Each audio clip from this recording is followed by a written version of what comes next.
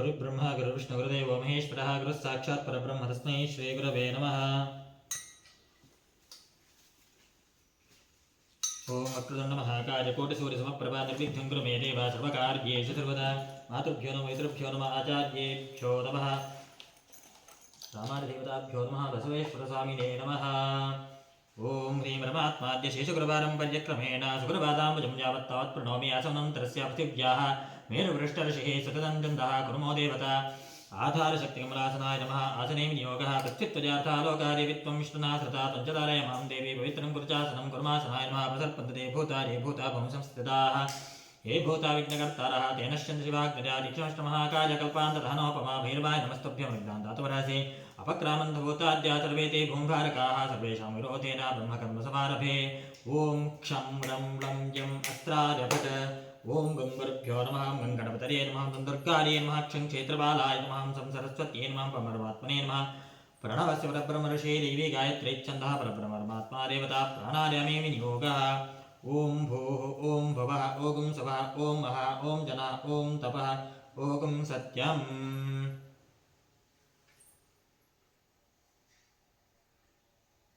ओमापो ज्योतिरसोमृतं ब्रह्मभूर्भुवः स्वरो। ओं नमो नारायणाय। गंगाद्याय सर्वे तीर्थानि सन्निहिताः सन्तो श्रीगंगे श्रीभागीरथी। ओं तच्छिञ्जोरावृणीमहे गातुं यज्ञाय गातुं यज्ञपतये देवी स्वस्तिरस्तनः स्वस्तिर्मानुषेभ्यः ऊर्ध्वं जिगातु भेषजं शन्नो अस्तुद्विपदे शञ्चतुष्पदे। ओं शान्तिः शान्तिः शान्तिः। आत्मशरीरशुद्धिरस्तु। कलशार्चनं करिष्ये। ओं कलशस्य मुखे विष्णुः कण्ठे रुद्रस्तमाश्रितः मूले तत्र स्थितो ब्रह्मा मध्ये मातृगणाः स्मृताः। कुक्षौतसागरा सर्वे सप्तद्वीपावसुन्धरा ऋग्वेदो यजुर्वेदः सामवेदोऽख्यथर्वणः अङ्गैः सहिताः सर्वे कलशन्तमाश्रिताः। अत्र गायत्री सावित्री शान्तिः पुष्टिकरी तथा आजान्तो मम देहस्य ऋतक्षयकारकाः सर्वे समुद्राः सरतस्तीर्थानि जलदानदाः गङ्गे जमुने चैव गोदावरी सरस्वती नर्मदे सिन्धु कावेरी सन्निधिं कुरु। कलशदेवताभ्यो नमः। ध्यान आवाहनादि सर्वोपचारपूजा समर्पयामि। श्रेष्ठमन्त्रेण शङ्खं प्रक्षाल्य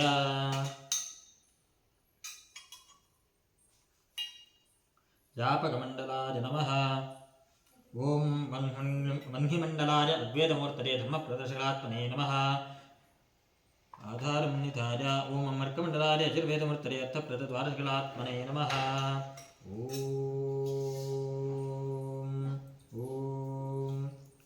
इति प्रणवेन जलमापूर्य ओं सोममण्डलाय सामवेदमूर्तये कामप्रदषोडशकलात्मने नमः। गन्धपुष्पाक्षरादिभ्यर्च्य चक्रवृद्रया संरक्ष शरभिमुद्रया मृदीकृत्य तार्क्षमुद्रया निर्विषीकृत्य शङ्खमुद्रां प्रदर्श्य शङ्खादौ चन्द्रदैवत्यं मध्ये वरुणदेवता पृष्ठे प्रजापतिस्तत्र अग्रे गङ्गा सरस्वती पाञ्चजन्यार् विद्महे पद्मगर्भाय धीमहि तन्नः शङ्खः प्रचोदयात्। पाञ्चजन्यार् विद्महे पद्मगर्भाय धीमहि तन्नः शङ्खः प्रचोदयात्। पाञ्चजन्यार् विद्महे पद्मगर्भाय धीमहि तन्नः शङ्खः प्रचोदयात्। त्रैलोक्यान्यान् तीर्थानि वासुदेवस्य चाग्रजा शङ्खे तिष्ठन्ति राजेन्द्र तस्मात् शङ्खं प्रबोधिरे। त्वं पुरा सागरोत्पन्नो विष्णुना विधुरत्करे रक्षार्थं सर्वदेवानां पाञ्चजन्य नमोऽस्तुते। गर्भादेवारि नारीणां विशीर्यन्ते सहस्रदा तव नादेन पाताले पाञ्चजन्य नमोऽस्तुते। विलयन्यान्ति पापानां हिमवद्भास्करोदरे दर्शनादेव शङ्खस्य किं पदस्पर्शनेन तु नत्वा शङ्खं करे कृत्वा मन्त्रेरीव तु वैष्णवीः। यस्तापयति गोविन्दं तस्य पुण्यमनन्तकं शङ्खतीर्थं कलशोदके किञ्चिन्निक्षिप्य भोजोपकरणं सम्प्रोक्ष्य देवस्य मूर्ध्वेन्द्रिः प्रोक्ष्य आत्मानं प्रोक्ष्य शङ्खमध्यस्थितं दोजं भ्रामितं केशोपरि अङ्गलग्नं मनुष्याणां ब्रह्महत्याय दहेत्। ओं शुक्लाम्बरधरं विष्णुं शशिवर्णं चतुर्भुजं प्रसन्नवदनं ध्यायेत् सर्वविघ्नोपशान्तये। पूर्वोच्चरित एवं गुणविशेषणविशिष्टायां शुभतिथौ आद्यकरिष्यमाणा पूजाराधनकर्मणा निविघ्नता सिद्ध्यर्थं श्रीमहागणाधीश्वरस्य पूर्णानुग्रहप्राप्त्यर्थं श्रीमहागणाधीश्वरपूजां करिष्ये।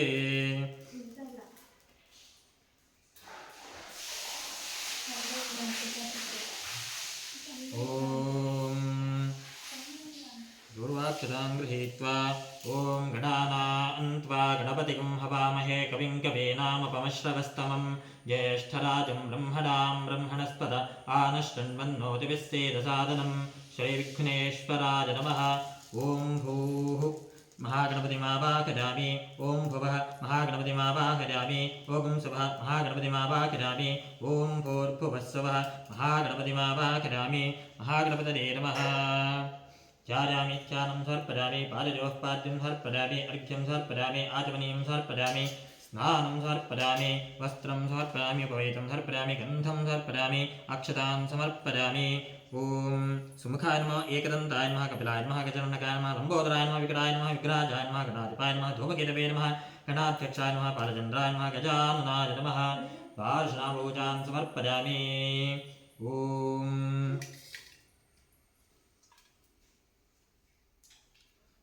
भूर्भुवस्सुवः तत्सवितुर्वरेण्यं भर्गो देवस्य धीमहि धियो यो नः प्रचोदयात् खम् अमृते भव सत्यं कर्तेन परिषिञ्चामि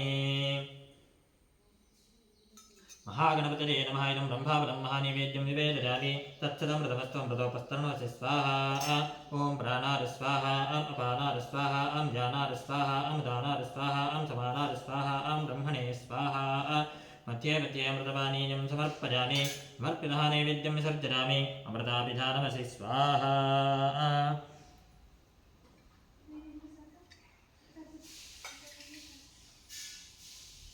तृप्तिरस्तु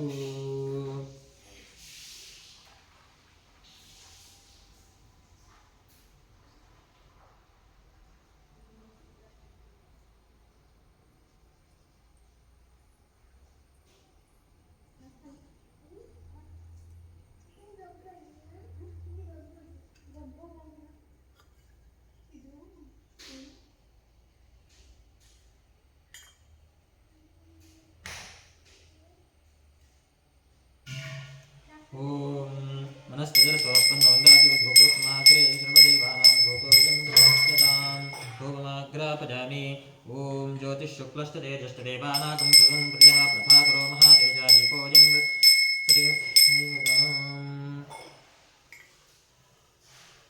ॐ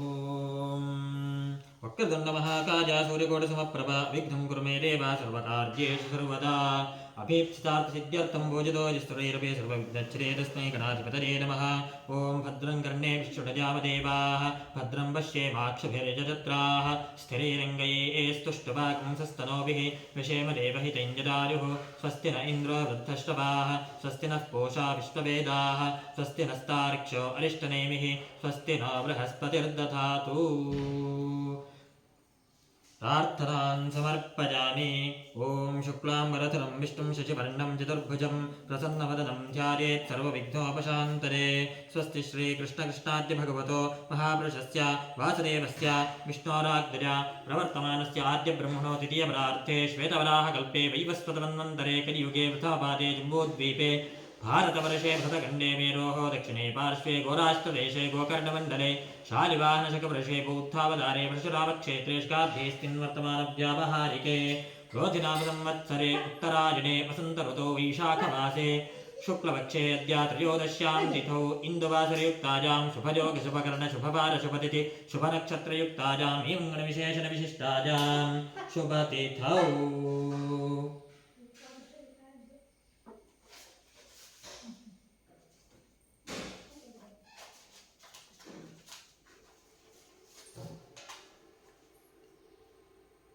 ममोपातऋतक्षे द्वारा श्री परमेश्वर प्रीत्यर्थम् अनादि अविद्यवासनाय प्रवर्तमान अस्मिन् महते संसारचक्रे विचित्राभिः कर्मणेभिः अनेकानु पशुपक्षिमृगादियोनिषु पुनः पुनः अनेकाद्य जनित्यागेनापि पुण्यकर्म विशेषण इदानीजा मनुष्ये द्विजन्न विशेषता प्राप्तवतो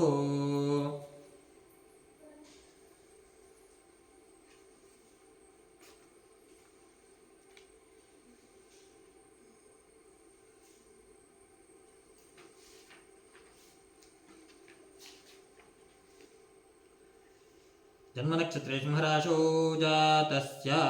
महेशाभियन्नामधेयस्य सर्वारिष्टशान्त्यर्थम् तस्य भार्यायाः जन्मनक्षत्रे सिंहराशौ जातायाः मञ्जुलानाम्न्याः सर्वारिष्टशान्त्यर्थम् जन्मनक्षत्रे कन्याराशौ जातायाः प्रेक्षानाम्न्याः सर्वारिष्टशान्त्यर्थं रेणुकागोत्रोत्पन्नानाम्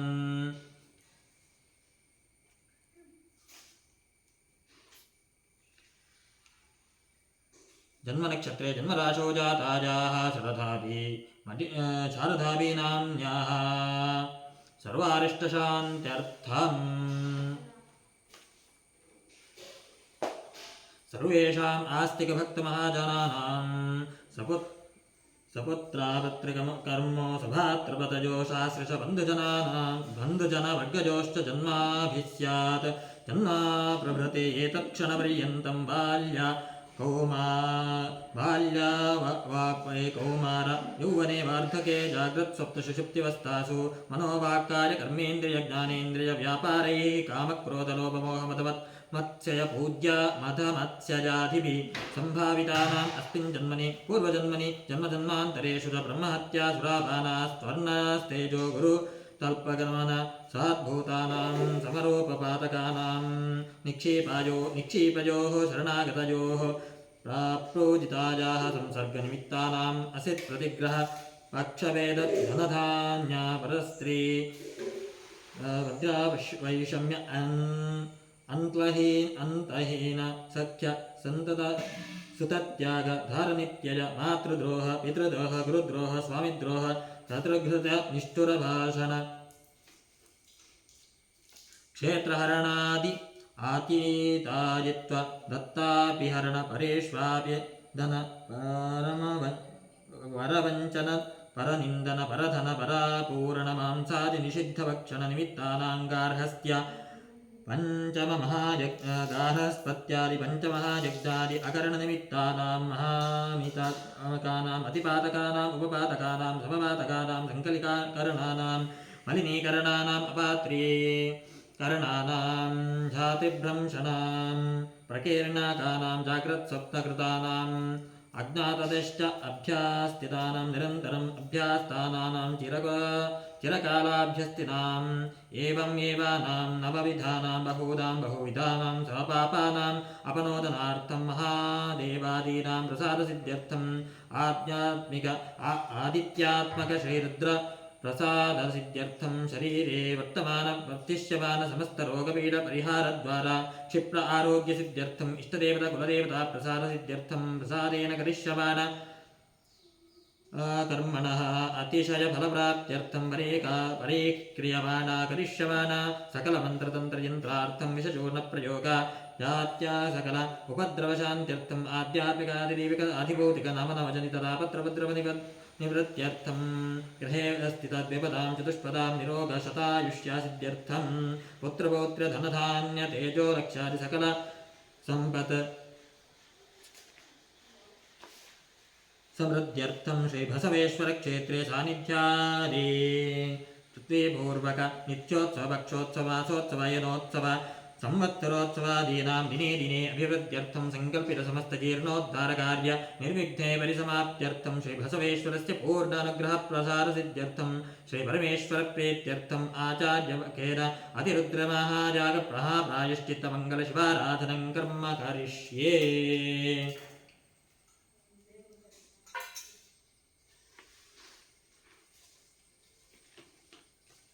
ॐ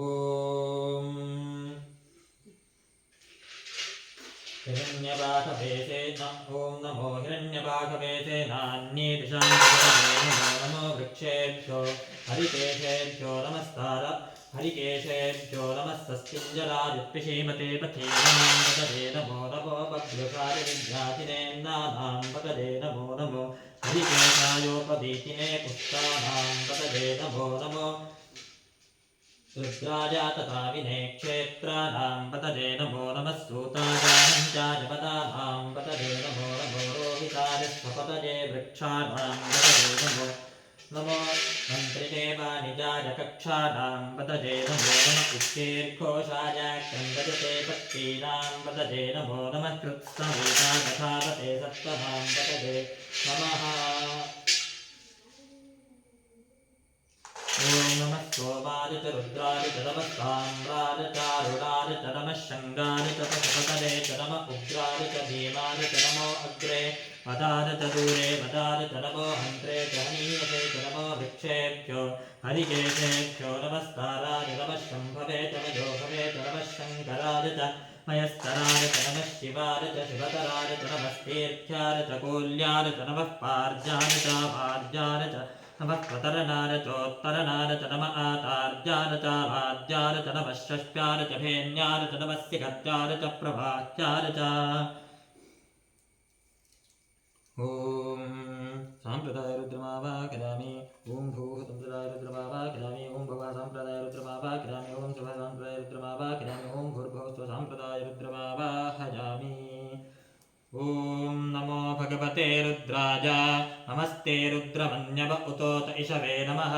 नमस्ते अस्तु धन्मने वाकुभ्यावतते नमः यात इषु शिवतमा शिवं बभूवते धनुः शिवा शरव्या यात पतजानो रुद्रवृडजा याते रुद्रशिवा तनूरघोरा पापकाशिनी तजानस्तनुपाशन्तमजा गिरिशं ताविचाकशीः यामिषुं गिरिशन्तहस्तेऽभिवर्षस्तवे शिवाङ्गिरित्रतां कुरुमाहि गुंसेः पुरुषं जगत् शिवेन वचसा त्वा गिरिशाच्छावदामसि यथा नः सर्वमिज्जगदजक्ष्मगं सुमदा असत् अत्यवोचदधिपक्ता प्रसवो देव्योऽभिषक अधीगश्च सर्वाञ्जम्भजन् सर्वाश्च जातु धान्यः असोजस्ताम्रो अरुण उत बभ्रस्स मङ्गलः ये चेमागं रुद्रा अभितो दिक्षश्रिता सहस्रशो वैशाखं हेरजीमहे असौ यो वसर्पति नीलग्रीवो विलोहितः उतैनं गोपा अदृशन्नदृशन्नदहार्यः उतैनं विश्वाभूतानि सदृष्टो मृणजातिनः नमो अस्तु नीलग्रीवाय सहस्राक्षाय मीडुषे अथो ये अस्य सत्त्वानो हन्तेभ्यो करं नमः प्रपञ्चधन्वनस्त्वमभजोराज्ञजोर्ज्यान् याश्च ते हस्त इषवः पराता भगवो वप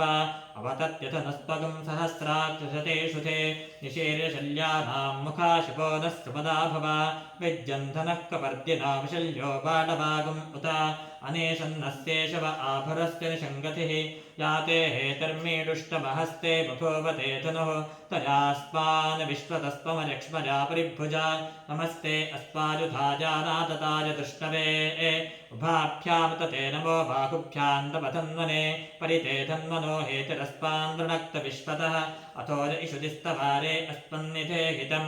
नमस्ते अस्तु भगवन् विश्वेश्वराय महादेवाय त्र्यम्बकाय त्रिपदान्तकाय त्रिकाग्नि कालाय कालाग्निरुद्राय नीलकण्ठाय सर्वेश्वराय सदाशिवाय शङ्कराय मृत्युञ्जयाय श्रीमन्महादेवाय नमः नमो हिरण्यवाकवे सेनान्ये दिशां च पतये नमो नमो वृक्षेभ्यो हरिकेशेभ्यो नमस्काराय नमः हरिकेशेभ्यो नमस्तस्पिञ्जराय त्विषीमते पथीनां पतये नमो नमो मभृशाय विभ्याथिनेन्नानां पतये नमो नमो हरिकेशायोपवीतिने पुष्टानां पतये नमो नमो भवस्य हेत्यै जगतां पतये नमो नमो रुद्राय तताविने क्षेत्राणां पतये नमो नमः सूताय हन्त्याय पदानां पतये नमो नमो रोहिताय स्थपतये वृक्षाणां पतये नमो नमो मन्त्रिणे वाणिजाय कक्षाणां पतये नमो नमो भुवन्तये वारिवस्कृतायूषधीनां पतये नमो नम उच्चैर्घोषाय क्रन्दयते पत्तीनां पतये नमो नमः कृत्स्नवेताय धावते सत्तदां पतये नमः नमः सहमानाय दिव्याथिन आव्याथिनीनां पतये नमो नमः ककुभारनिषङ्गिने स्तेनानां पतये नमो नमो निषङ्गिन इषुधिमते तस्कराणां पतये नमो नमो वञ्चते परिवञ्चते स्तायूनां पतये नमो नमो निचेरवे परिचरायारण्यानां पतये नमो नमः सृकाविभ्यो जिघागुं सद्भ्योमुष्णतां पतये नमो नमो तिमद्भ्यो नक्तञ्जलद्भ्यः प्रग्रन्थानां पतये नमो नमः उष्णेशिने गिरिचराजकुलुञ्चानां वदते नमो नम इषुमध्यो धन्वाविभ्यश्च वो नमो नम आतन्वानेभ्यः प्रतिदधानेभ्यश्च वो नमो नम आचिच्छद्भ्यो विसृतभ्यश्च वो नमो नमोऽस्यभ्यो विद्याभ्यश्च वो नमो नम आसीनेभ्यश्च जानेभ्यश्च वो नमो नमः स्वपद्भ्यो जाग्रद्भ्यश्च वो नमो नमस्तिष्ठद्भ्यो धावद्भ्यश्च वो नमो नमः सभाभ्यस्तभापतिभ्यश्च वो नमो नमो अश्वेभ्योऽश्वपतिभ्यश्च वो नमः नम आव्याथिनेभ्यो विविध्यन्तेभ्यश्च वो नमो नम उगडाभ्यस्त्रगंहतेभ्यश्च वो नमो नम गृत्सेभ्यो गृत्सपतिभ्यश्च वो नमो नमो भ्रातेभ्यो भ्रातपतिभ्यश्च वो नमो नमो गणेभ्यो गणपतिभ्यश्च वो नमो नमो विरूपेभ्यो विश्वरूपेभ्यश्च वो नमो नमो महद्भ्यः क्षुल्लकेभ्यश्च वो नमो नमो रथिभ्यो रथेभ्यश्च वो नमो नमो रथेभ्यो रथपतिभ्यश्च वो नमो नमः सेनाभ्यः सेनानिभ्यश्च वो नमो नमः क्षत्रुभ्यः सङ्ग्रहेतृभ्यश्च वो नमो नमस्तक्षभ्यो रथकारेभ्यश्च वो नमो नमः कुलालेभ्यः कर्मारेभ्यश्च वो नमो नमो कुञ्जिष्टेभ्यो निषादेभ्यश्च वो नमो नमो इषवद्भ्यो तन्मगद्भ्यश्च वो नमः नमो भवाय च रुद्राय च नमः शर्वाय च पशुपतये च नमो नीलग्रीवाय च शितिकण्ठाय च नमः कपर्दिने च व्युक्तकेशाय च नमः सहस्राक्षाय च शतधन्वने च नमो गिरिशाय च शिपिविष्टाय च नमो मेढुष्टवाय चेशुमते च नमो ह्रस्वाय च वामनाय च नमो बृहते च वर्षीजसे च नमो वृद्धाय च संवृद्धने च नमो अग्रजाय च प्रथमाय च नम आशते च जराय च नमः शीघ्रजाय च शेभ्याय च नम ऊर्म्याय च वस्तन्याय च नमः स्रोतस्याय च द्वेप्याय च नमो ज्येष्ठाय च कनिष्ठाय च नमः पूर्वजाय च परजाय च नमो मध्यमाय च पगल्भाय च नमो जघन्याय च बुद्धिजाय च नमः सोऽभ्याय च प्रतिसर्याय च नमो जाम्याय च क्षेम्याय च नम उर्वर्याय च कल्याय च नमः श्लोक्याय च वसान्याय च नमो वन्याय च कक्षाय च नमः श्रवाय च प्रतिश्रवाय च नम आशुषेणाय च आश्रथाय च नमः शूराय च वभिन्दते च नमो वर्मिणे च वरोधिने च नमो बिन्मिने च कवचिने च नमः श्रुताय च श्रुतसेनाय च नमो दुन्दुभ्याय च हनन्याय च नमो दृष्टवे च प्रवृषाय च नमो दूताय च प्रहिताय च नमो निषङ्गिने च श्रुतिपते च नमस्तीक्ष्णेशवे च युथिने च नमः स्वायुधाय च सुधन्वने च नमस्त्रत्याय च पथ्याय च नमः काट्याय च नीप्याय च नमः श्रोत्याय च सरस्याय च नमो नाद्याय च वैशन्ताय च नमः कूप्याय च वट्याय च नमो वृष्याय च नमो मेघ्याय च विद्युत्याय च नम ऐत्रजाय च तप्याय च नमो वात्याय च रेष्म्यजाय च नमो वास्तवाय च ॐ नमः सोमाय च रुद्राय च नमः साम्राय च रुडाय च नमः शङ्गाय च पशुपतये च नम उग्राय च भीमाय च नमो अग्रे वधाय च दूरे वधाय च नमो हन्त्रे च हनीयसे च नमो भिक्षेभ्यो हरिकेशेभ्यो नमस्ताराय नमः शम्भवे च मजोभवे च नमः शङ्कराय च मयस्कराय च नमः शिवाय च शिवतराय च नमस्तेऽर्थ्याय च कोल्याय च नमः पार्याय च वार्याय च नमः प्रतरणाय च करणाय च नम आतार्याय च वाद्याय च नमः शक्याय च धेन्याय च नमः सिकत्याय च प्रभाक्याय च नम इरिण्याय च प्रपथ्याय च नमः किगुंसिलाय च क्षजनाय च नमः कपर्दिने च पदस्तने च नमो घोष्याय च ग्रह्याय च नमः सल्प्याय च गेह्याय च नमः काट्याय च गह्वरेष्ठाय च नमो हृदयाय च निवेष्टाय च नमः पागं सब्जाय च रजस्याय च नमः शुष्काय च हरित्याय च नमो लोप्याय च लप्याय च नमः ऊर्म्याय च सोर्म्याय च नमः पर्ण्याय च पर्णसद्याय च नमोप पुरमाणाय च विद्यते च नमः आक्षिदते च प्रक्षिदते च नमो वस्तिरिकेभ्यो देवानागुं हृदयेभ्यो नमो विक्षेणकेभ्यो नमो विजन्मत्केभ्यो नमः आनिर्हतेभ्यो नमः आमीमत्येभ्यः द्रापे अन्धसत्पते दरिद्रन्नीललोहिता येषां वरुषाणामेषां पशूनां माभेर्मा रोपो येषां किञ्चनामात् याते रुद्रशिवा तनो शिवा विश्वाह भेषजी शिवा रुद्रस्य भेषजी दजानो मृडजीवसे इमागुं रुद्राज तपसे कपर्दिने क्षजद्वीराज प्रभरामहे मतिं यथा नष्टमसद्विपदे चतुष्पदे विश्वं पुष्टिं ग्रामे अस्मिन्ननातरं मृडादो रुद्रोमनो नेस्त्रदि यच्छञ्जयो समुनराजजे पिता ततश्चामकवरुद्रप्रणीतो मानो महान्तपतमानो अर्भगं मान उक्षन्तपतमान उक्षितं मानो मथेऽस्पितरं मोतमातरं प्रजामानस्तनवो रुद्ररीरिषः मानस्तोकेतनदीमान आरिषिमानो घोषमानो अष्टेश्वरीरिषः वीरान्मानो रुद्रभामितो वधेरहविष्पन्तो नमसाभिधेमते आरात्ते गोघ्न उत पूरुषग्ने कृजद्वीरानसं नमस्ते ते अस्तु रक्षा च नो अचितदेव प्रोक्षरा च नः शर्मरच्छद्विपुरः आह स्तुहि श्रुतङ्गर्तसदञ्जपानं मृगन्न भीममुपहत्तमुग्रं मृडाचरित्रे रुद्रस्तपानो अन्यन्ते अस्पन्निमपन्तु सेनाः परिणो रुद्रस्य हेतर्वृणक्तपरित्वेषस्य धर्मदरखायोः अवस्थिरा भगवद्भ्यस्तनुष्ववेत्थस्तोकादतनयाजमृडजा मेडुष्टमशिवतमशिवो नः सवनाभव परमे वृक्ष आयुतं निधाय कृत्यं वसान आचरपिदाकं बिभ्रदागहि विकिरितविलोहितनमस्ते अस्तु भगवः यास्ते सहस्रगं हेतजोऽन्यमस्पन्निवपन्तताः सहस्राणि सहस्रशो ये रुद्रादिभूम्यां तेषागं सहस्रजो जनेव तन्मानि तन्मसि नीलग्रीवाश्रितिकण्ठाः शर्वा अधक्षमाचराः नीलग्रीवाश्रितिकण्ठादिमगं रुद्रा उपश्रिताः नीलग्रीवा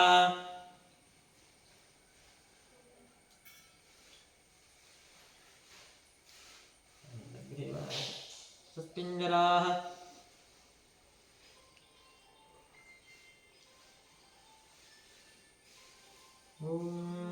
सहस्राणि सहस्रथा बाहुवोस्तव हेतजः तासामीशानो बहु तासामीशानो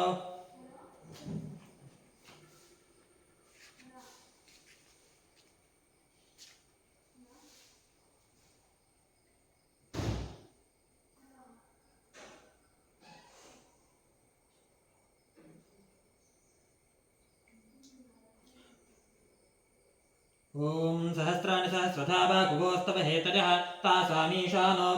भगवः प्राचीनामुखाकृते सहस्राणि सहस्रशोरे रुद्राणि भूम्यां तेषागं सहस्रयोजनेव तन्मानि तन्मसि अस्मिन्महत्यण्डवेऽन्तरिक्षे भवा अधि नीलग्रीवाश्चितिकण्ठाः शर्वा अधः क्षमाचराः नीलग्रीवाश्चितिकण्ठादिपगं रुद्रा उपश्रिताः ये वृक्षेश सस्पिञ्जना नीलग्रीवा विलोहिताः ये भूतानामधिपतयोऽभिषिकासः कपर्दिनः ये अन्नेषु विविध्यन्ति पात्रेषु विवतो जनान्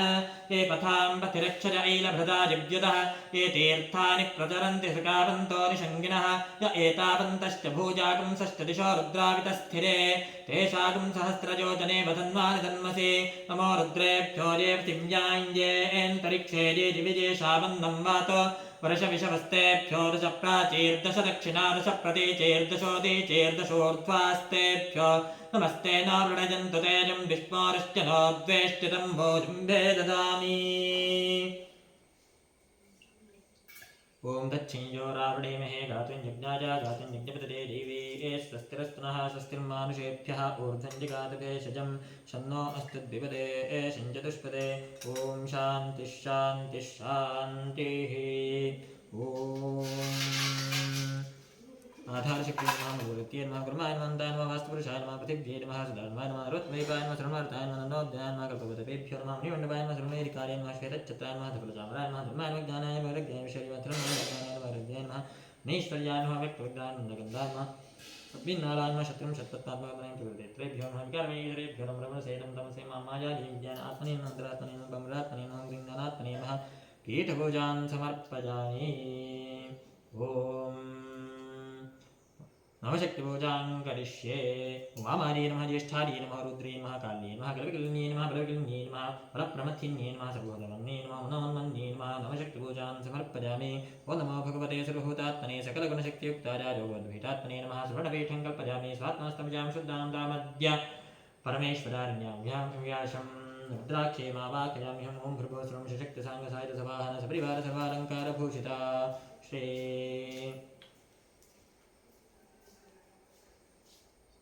सदाशिव महेश्वर अत्रागच्छावाहदिष्ये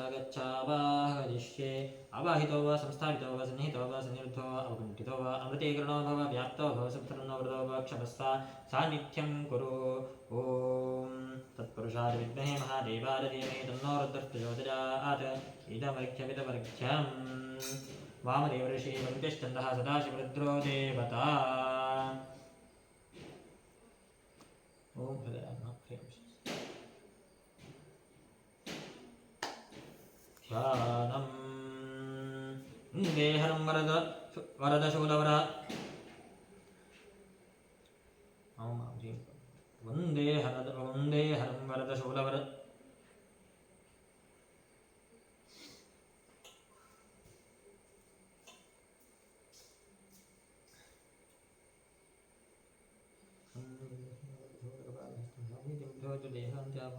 वन्दे हरं वरदशूलक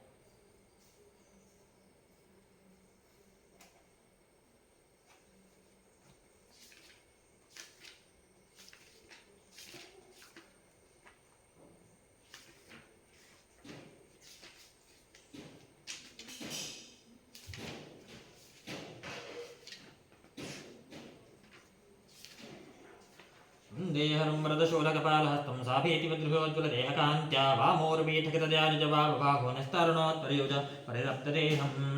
ॐ आं ह्रीं क्रों यं रं लं शं सं हं सोऽहं श्री उमामहेश्वरस्य प्रणः उमामहेश्वरस्य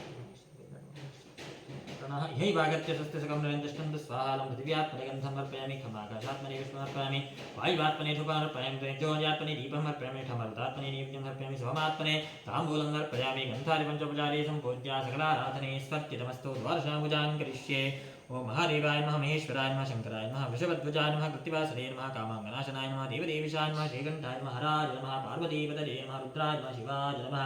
द्वादशाम्बुजान् समर्पयामि ॐ महेश्वराय नमः ध्यायामि ध्यानं समर्पयामि पादयोः पाद्यं समर्पयामि अर्घ्यं समर्पयामि आचमनीयं समर्पयामि स्नानं समर्पयामि वस्त्रं समर्पयामि उपवेतं समर्पयामि गन्धं समर्पयामि अक्षतां समर्पयामि पुष्पाणि समर्पयामि धूपमाघ्रापरिष्ये ॐ वनस्पतिसोत्पन्नो वृन्दाख्यो धूपोत्तमः अग्रे सर्वदेवानां धूपोऽयं प्रतिष्ठ्यताम् धूपमाघ्रापयामि ज्योतिःशुक्लष्टतेजष्टदेवानागं सदनं प्रियः प्रभाकरो महातेज दीपोऽयं प्रतिगृह्यता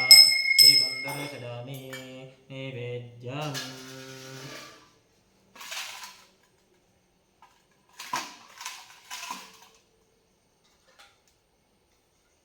ॐ भूर्भुवस्सुवः तत्सवितुर्वरेण्यं भर्गो देवस्य धीमहि धियो यो नः प्रचोदयात् अमृते भव सत्यं कर्तेन परिषिञ्चामि माहेश्वराय नमः इदम् नैवेद्यं नारिकेलवरं रम्भाफलं लाजं गुढं महानैवेद्यं निवेदयामि तत्सतामृतमस्तमृतोपस्तरणस्य स्वाहा स्वाहा अपानादि स्वाहा जानादि स्वाहा गानादि स्वाहा समानादि स्वाहा ब्रह्मणे स्वाहा मध्ये मध्यमृतानि समर्पयामि समर्पणनैवेद्यं सर्जयामि अमृतापिधानमसि स्वाहा स्थलशुद्धिं समर्पयामि नमः मङ्गलनीराजनं करिष्ये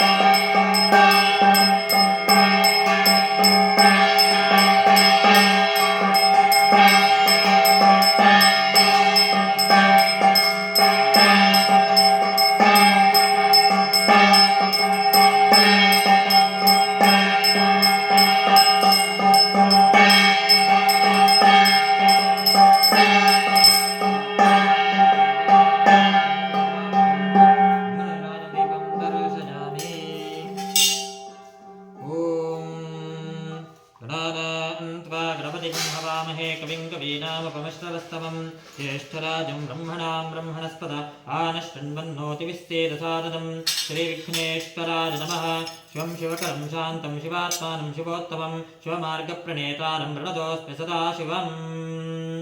अन्यथा शरणं नास्ति त्वमेव शरणं मम तस्मात् कारुण्यभावेन रक्ष रक्ष परमेश्वर। मनसोभीष्टप्रार्थनां समर्पयामि। ॐ हरिवन्मेश्वर शङ्कराय नमः वृषध्वजाय नमः कृत्तिवासुदेवाय नमः कामङ्गनाशनाय नमः देवदेशाय नमः शिखण्डाय नमः हराय नमः रुद्राय शिवाय नमः प्रसन्नवदनमहप्रसन्नार्घ्यं हरपामि स्मुखान्वेकं दान्म कपिलान्वजनकालं बोधराय विकटान् विग्रहाजान् मगनाधिपायनं धूमकेतवेन् मगनाध्यक्षं बालेन्द्रगजाननाय नमः प्रसन्नवदनमहप्रसन्नार्घ्यं हरपामि। यस्य स्मृत्यानामुक्त्या पूजारिग्नक्रियादिशूदिनं सम्पूर्णताद्यादिसद्योण्डेदं कृतभुजेन श्रीपरमेश्वरः प्रीयताम्। ॐ तत्सत्।